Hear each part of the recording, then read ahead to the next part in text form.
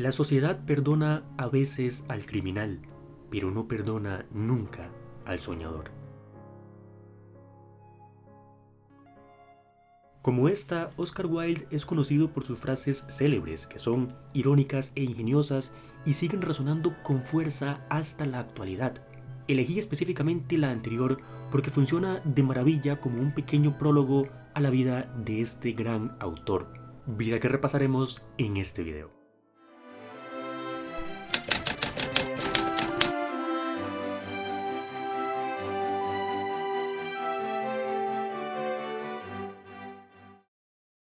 Nació el 16 de octubre de 1854 en Dublín, Irlanda, que entonces formaba parte del Reino Unido. Sus padres eran destacados miembros de la sociedad. Por un lado, Sir William Wilde era de los más importantes cirujanos de Irlanda, mientras que por otro, Jane Elgie era poeta, escribiendo con el seudónimo de Esperanza, y también fue conocida por ser partidaria del nacionalismo irlandés.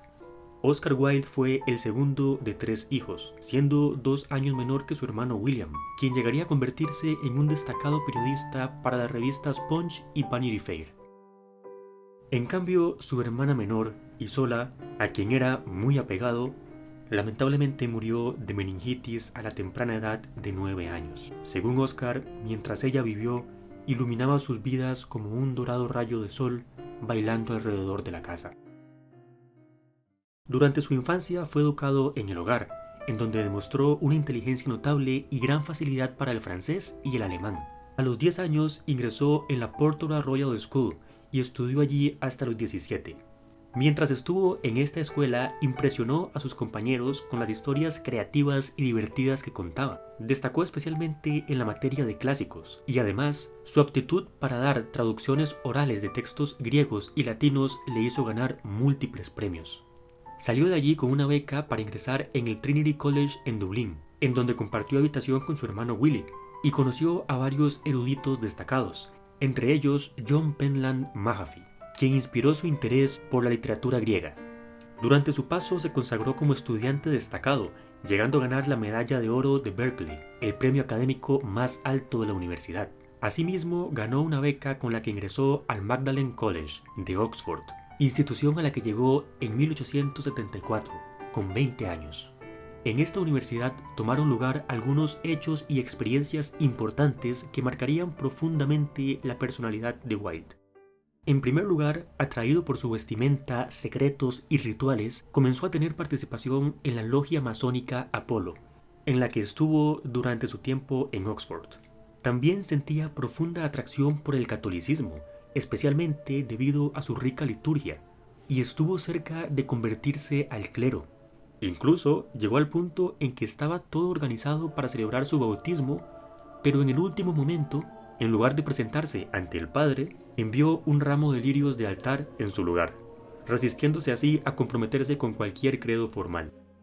Oscar Wilde se comenzó a hacer conocido por su papel en el esteticismo y el decadentismo. Despreciaba abiertamente los deportes y decoraba sus habitaciones con plumas de pavo real, lirios, girasoles, porcelana azul y otros objetos de arte.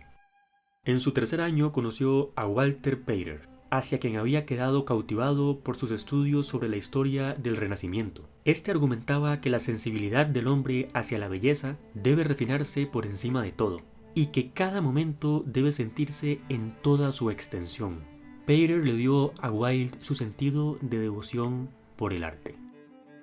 En 1878 ganó el premio Newdigate por su poema Ravenna, en el que reflexionaba sobre su visita a dicha ciudad italiana. Y finalmente, en noviembre de ese mismo año, obtuvo el título de bachiller universitario en letras, concluyendo así su paso por la universidad. Cuando regresó a Dublín se reencontró con Florence Balcombe, un viejo amor de la infancia, la cual sin embargo ya estaba comprometida. Wilde le escribió recordando los años dulces, los años más dulces de toda su juventud, durante los que habían estado cerca, pero ella terminó casándose con su prometido poco tiempo después, un señor llamado Bram Stoker. Cabe destacar que Sir William Wilde, su padre, había fallecido durante su estancia en Oxford, y con lo último de su herencia de la venta de las casas de su padre, se instaló como soltero en Londres. A los 27 años publicó Poems, en donde recopiló, revisó y amplió los poemas que había estado escribiendo y publicando en revistas desde que ingresó al Trinity College. Y pese a que agotó sus primeras 750 copias, en general no fue bien recibido por la crítica. Posteriormente fue invitado a dar una gira por Estados Unidos para impartir conferencias relacionadas con el esteticismo. Llegó al nuevo continente el 2 de enero de 1882 y la gira se extendió por casi un año. En 1884, mientras Wilde daba una conferencia en Dublín, coincidió con Constance Lloyd, a quien había conocido previamente en 1881 en Londres, al ser la hija de un consejero de la reina. Aprovechando la ocasión, le pidió matrimonio, lo que los llevó a casarse el 29 de mayo de ese mismo año. El monto elevado de la dote permitió a la pareja vivir con un relativo lujo. Tuvieron luego 2 hijos, Cyril en 1885 y Vivian el año siguiente. No obstante, luego de este segundo embarazo, el matrimonio parecía comenzar a desmoronarse, y Oscar Wilde había quedado físicamente repelido. Y por esa misma época conoció a Robert Ross en Oxford, quien había leído los poemas del autor antes de conocerlo, y además parecía no estar sujeto a la prohibición victoriana de la homosexualidad. Ross era un joven precoz de 17 años, que aparentemente estaba decidido a seducir a Wilde, y todo apunta a que lo inició en el sexo homosexual. Mientras tanto, el escritor había comenzado a colaborar en The Pall Mall Gazette y otras revistas. Le gustaba la crítica y el periodismo, podía organizar y compartir sus puntos de vista sobre el arte, la literatura y la vida, pero en un formato menos tedioso que dar conferencias. A mediados de 1887, Wilde se convirtió en el editor de la revista The Ladies' World, a la que posteriormente renombró como The Woman's World, cambiando también el tono al agregar artículos serios sobre la crianza de los hijos, cultura y política, mientras mantenía discusiones sobre la moda y el arte. Por lo general también incluía 2 piezas de ficción, una para leer a los niños y otra para las damas. Pasado un tiempo, el entusiasmo inicial comenzó a desvanecerse a medida que la administración, los desplazamientos y la vida de oficina se volvieron tediosos, y al mismo tiempo las ventas estaban a la baja. En 1889, Wilde dejó la revista al haber encontrado su propia voz en prosa. Y si bien su periodo frente a The Woman's World tuvo un desempeño mixto desde el punto de vista organizativo, este fue fundamental en su desarrollo como escritor, facilitando además su ascenso a la fama.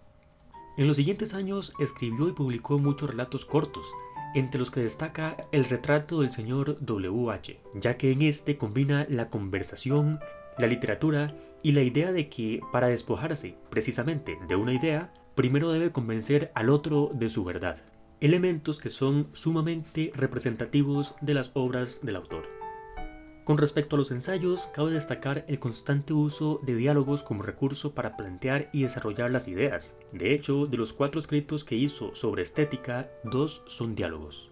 Para el biógrafo Pearson, los ensayos y diálogos exhiben todos los aspectos del genio y carácter de Wilde: ingenio, novelista, conversador, conferencista, humanista y erudito. Estos son conocidos especialmente por reflejar la preocupación del escritor por el efecto de la moralización del arte. El arte es individualismo, decía, y el individuo es una fuerza perturbadora y desintegradora. Ahí radica su inmenso valor, porque lo que busca es perturbar la monotonía del escrito, la esclavitud de la costumbre, la tiranía del hábito y la reducción del hombre al nivel de una máquina. Y llegamos a 1891, el año de las maravillas para Oscar Wilde, en el que, además de 3 colecciones, publicó su única novela, El retrato de Dorian Gray. Esta obra había sido publicada el año anterior en forma de novela corta, siendo luego de eso expandida hasta ser la obra que se conoce actualmente. La historia comienza con un hombre pintando un cuadro, cuando Gray, el hombre que fue retratado en el cuadro, que tiene una cara como el marfil y las hojas de rosa, ve su retrato terminado, se derrumba, atormentado porque su belleza se desvanecerá mientras el retrato permanece hermoso. Sin darse cuenta, hace un trato fáustico, en el que solo la imagen pintada envejece mientras él permanece joven. Para Wilde, el propósito del arte sería guiar la vida como si solo la belleza fuera su objeto, Como el retrato de Grey le permite escapar de los estragos corporales de su hedonismo, el escritor buscó yuxtaponer la belleza que vio en el arte con la vida cotidiana. La novela no pasó desapercibida en ningún sentido. Primeramente, los críticos señalaron de inmediato la decadencia y las alusiones homosexuales de la obra en su versión original. Wilde fue llamado sucio, venenoso, pesado con los olores mefíticos de la putrefacción moral y espiritual. Por otra parte, el libro suele ser incluido en listas prestigiosas como las 100 mejores novelas jamás escritas en inglés y destaca por combinar de forma magistral los elementos más representativos de Oscar Wilde. Asimismo, este periodo fue fructífero en cuanto a la producción de obras de teatro, entre las cuales están Salomé, La importancia de llamarse Ernesto y algunas otras comedias de sociedad. Ahora llegamos a un punto de inflexión en la vida del autor que sería la clave de su futura decadencia.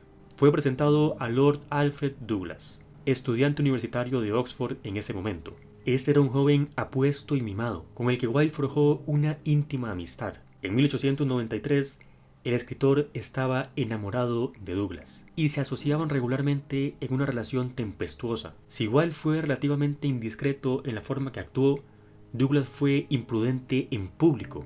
Wilde complacía todos los caprichos de este, materiales, artísticos o sexuales. La relación continuó y evolucionó durante algún tiempo, pero había otro gran actor en esta historia, detonante de muchos problemas. El principio del fin. El marqués de Queensberry, padre de Lord Alfred, el cual era conocido por su ateísmo abierto, sus modales brutales y la creación de las reglas modernas del boxeo. Queensberry peleaba regularmente con su hijo y llegó a confrontar a ambos sobre la naturaleza de su relación, pero Wilde consiguió calmarlo. En junio de 1894 visitó a Wilde sin cita previa y dejó clara su postura. No digo que lo seas, pero lo pareces, que es igual de malo. Y si te atrapo a ti y a mi hijo nuevamente en cualquier restaurante público, te daré una paliza. A lo que el autor respondió: no sé cuáles son las reglas de Queensberry, pero la regla de Oscar Wilde es disparar en el acto. Wilde se estaba viendo envuelto en una gran disputa familiar. No quería soportar los insultos de Queensberry, pero sabía que enfrentarse a él podría conducir al desastre si sus relaciones se revelaban públicamente. Posterior a ello, en 1895, tuvieron lugar una serie de enfrentamientos legales en los que el marqués llegó a ser arrestado por difamación criminal contra Wilde. Sin embargo, Queensberry eventualmente llegaría a quedar libre, al mismo tiempo que sus abogados se encargaban de contratar detectives privados para encontrar pruebas de las relaciones homosexuales de Oscar Wilde, no solo con Lord Alfred Douglas, sino también con algunos otros jóvenes, tal como sugerían los indicios. El juicio por difamación se volvió célebre, y comenzaron a llegar a la prensa detalles de la vida privada del escritor. Finalmente, Wilde fue condenado a 2 años de trabajos forzados luego de contar con testimonios que demostraban las acciones de sodomía y grave indecencia, entre comillas, del acusado. Esta sentencia tuvo mucha repercusión y propició un recrudecimiento de la intolerancia sexual, no solo en Gran Bretaña, sino también en Europa. Muchos artistas homosexuales sufrieron represalias y algunos debieron emigrar fuera de su país. Oscar Wilde pasó meses tortuosos, periodo en el que su tímpano derecho se rompió en una caída, consecuencia de un colapso por enfermedad y hambre, lesión que más tarde contribuiría a su muerte.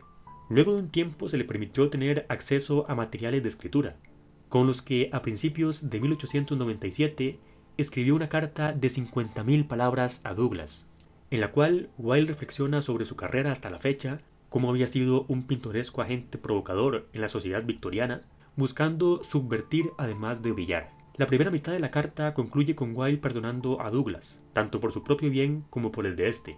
La segunda mitad traza su viaje espiritual de redención y realización a través de su lectura mientras estaba en prisión. Quise comer del fruto de todos los árboles del jardín del mundo, y así en verdad salí y así viví. Mi único error fue que me limité tan exclusivamente a los árboles de lo que me parecía el lado del jardín iluminado por el sol, y rehuí del otro lado por su sombra y su penumbra.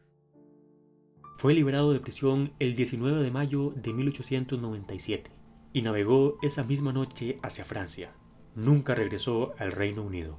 Wilde tenía la intención de tomar un retiro católico de 6 meses, debido a que se sentía renovado espiritualmente. No obstante, la solicitud fue denegada. Pasó sus últimos 3 años empobrecido y en el exilio. Escribió cartas al editor del Daily Chronicle describiendo las condiciones brutales de las prisiones inglesas y defendiendo la reforma penal. Se reencontró con Douglas en agosto de ese año, reunión que fue por supuesto desaprobada por amigos y familiares de ambos, y vivieron juntos cerca de Nápoles, hasta que sus familias los separaron bajo la amenaza de cortar todos los fondos. Su esposa, Constance, se negaba a ver a Wilde y a permitirle ver a sus hijos, después de todo lo que había sucedido, y a quienes había cambiado el apellido junto con el de ella misma por Holland, para desvincularse del escándalo, aunque aún así le enviaba 3 libras a la semana y nunca se divorciaron. La dirección final del escritor fue en el Hotel Dalsos en Saint-Germain, París. Allí le escribía algunas cartas a su editor. Esta pobreza realmente me rompe el corazón. Es tan absolutamente deprimente, tan desesperada. Puedo escribir, pero he perdido la alegría de hacerlo.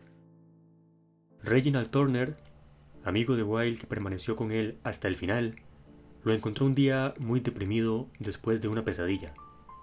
Soñé que había muerto y estaba cenando con los muertos. Estoy seguro, respondió Turner, de que debes haber sido la vida y el alma de la fiesta. Oscar Wilde desarrolló meningitis a finales de noviembre. Robbie Ross llegó el 29 de ese mes a visitarlo y mandó a llamar a un sacerdote, quien se encargó de bautizar a Wilde en sus últimos momentos. Y finalmente, el autor murió el día después.